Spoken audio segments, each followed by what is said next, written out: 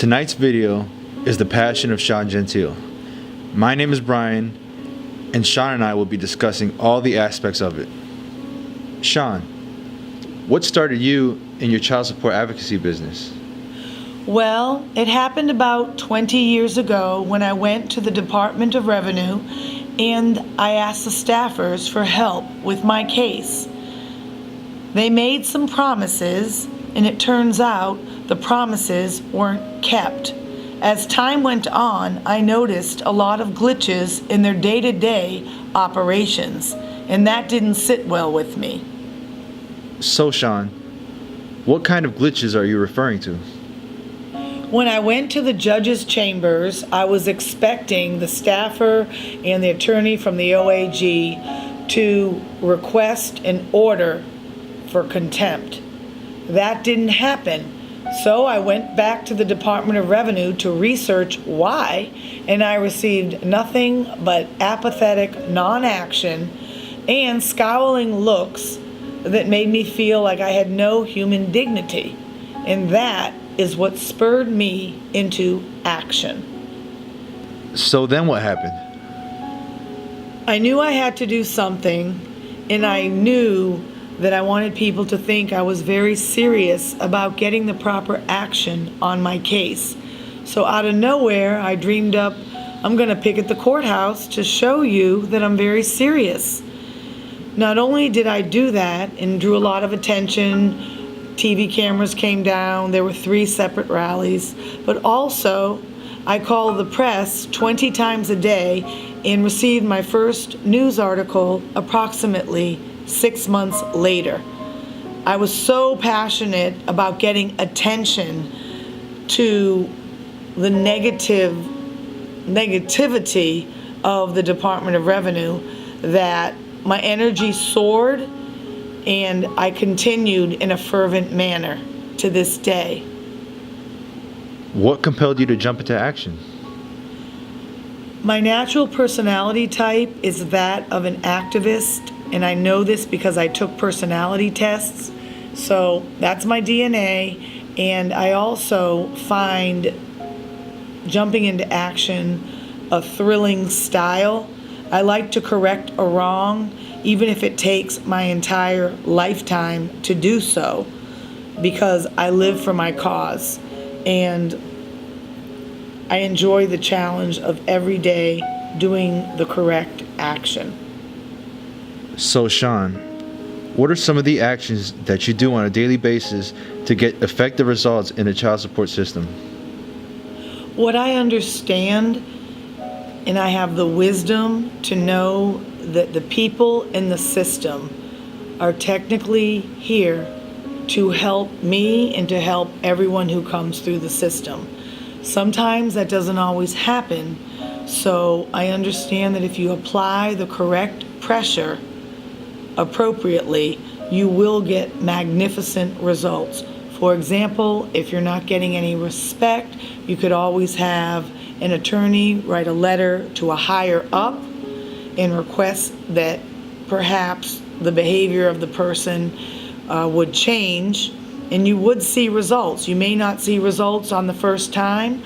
I know that in the past I had my attorney write several letters to a higher up so that I would get treated with respect wherever I navigated in the court or child support arena, and it did eventually work. I did spend thousands of dollars, and I worked tirelessly. So that's one aspect. And when you go into the arena, what I understand is I know the rules of the game, so I know how to push the boundaries and to what extent. And there's always the other creative things you can do too. You can write tip books, which is what I did, and you can just get a massive advertising campaign out there to let everybody know that you're serious about getting effective results. And every step of the way, I choose to back it up wholeheartedly. You certainly sound dedicated, Sean. I can see why people describe you as passionate. Do you have any reoccurring questions that people ask you in regard to the system? I have a couple questions that people lament on, such as when they're navigating in the system, they seem befuddled as to why the treatment is sometimes negative by staffers or clerks or people in the arena.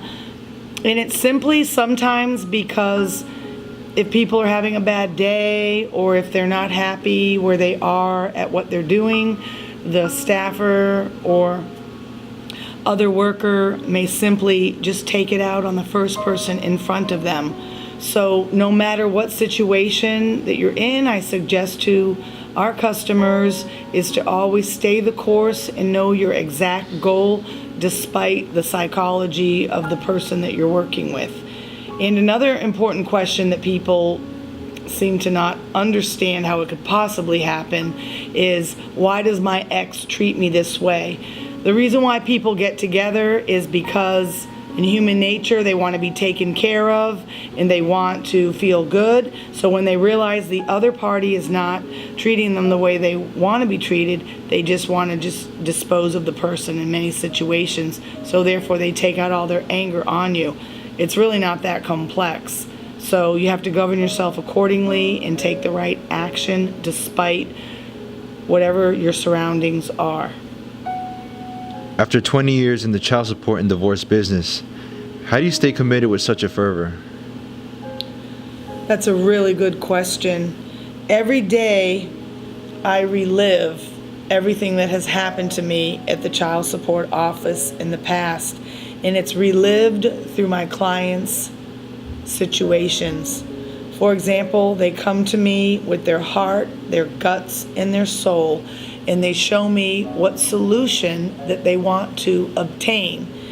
And all I can do is powerfully educate them and show them the way to get effective action on their case. So in the corner of my world for child support, I do everything I want to do to bring them the joy and the security of seeing effective results.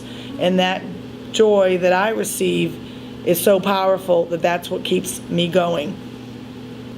Sean, what are your closing thoughts?